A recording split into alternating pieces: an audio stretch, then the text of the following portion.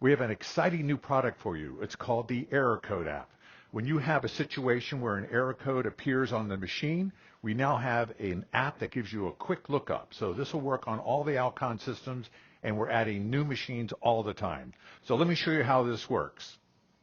So you simply type in the error code. In this case, it's 363.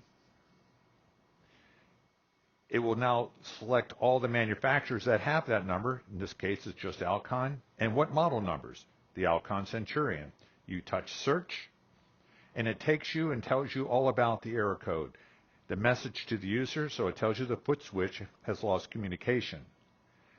Sweep it across, it tells you it's an advisory. Sweep it across again, the system action, it tells you what you can do to reinstate it. And finally, we have additional information that will be brought to you by other users and things that they have done. We also have a parts list that will show what parts you might need in any event that an error code appears.